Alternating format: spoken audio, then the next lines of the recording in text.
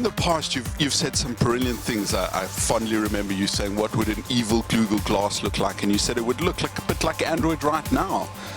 Well, sure. I mean, we were lucky to be spared an evil Google Glass. I mean, the thing just didn't work. But I think that there's a kind of rhetoric that the technology industry uses that's very easy to kind of dismantle and understand. And it doesn't take genius to read a public relations document and realize that it's actually there to cover up the problems rather than to merely advance what's going on.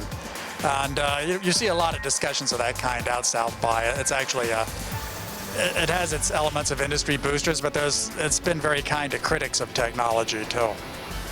It's interesting, you've been saying that the technology industry, the big five, the Google, the Facebook, the Microsoft, the Apple, they're kind of becoming a bit like the Detroit Five. They are all powerful and involved in all parts of our world, and there's a bit of danger in that too. I would expect that to be common wisdom from about 3 years from now. I mean, yes, there is industry consolidation. It hasn't been completed, but obviously Google, Apple, Facebook, Amazon, Microsoft, the big five, the stacks or whatever people choose to call them, are becoming the dominant industries of the decade.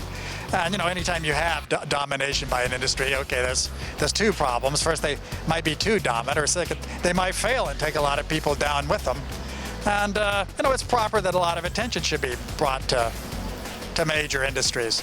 I mean, one element I don't see talked very much about is the effect that these big five companies are having on the previous computer industries. I mean, people talk about them, using Google robots to replace, assembly workers or something. That's automation. It's a very old story.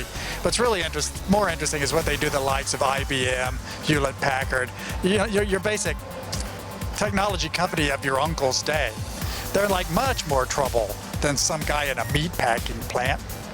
And these are like Nobel Prize winning engineers, scientists, extremely capable, well-trained people. I mean, look what they did to Nokia, which was, famous around the world as an extremely advanced, very gifted, super efficient, high technology company.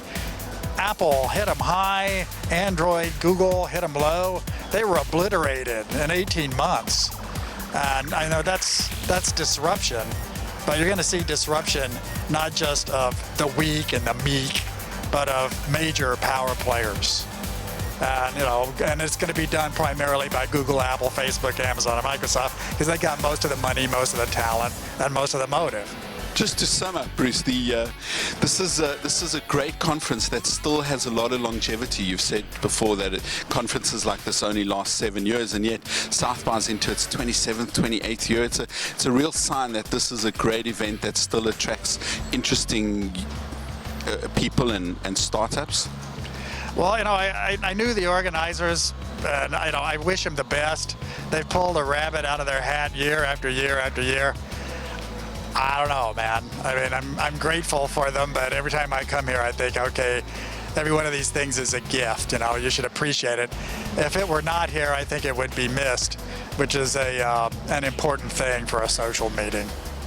Indeed, and I mean the pinnacle is the sitting president Barack Obama doing a keynote. Where do you go from there? That's a good question. They really capture the top of the food chain in the way of keynote speakers. I mean, they could have the Pope, I guess. He likes social media. But I'm guessing they just don't top it. I mean, they have to find some way to become more of an institution. Something more like Cannes, the Cannes Film Festival.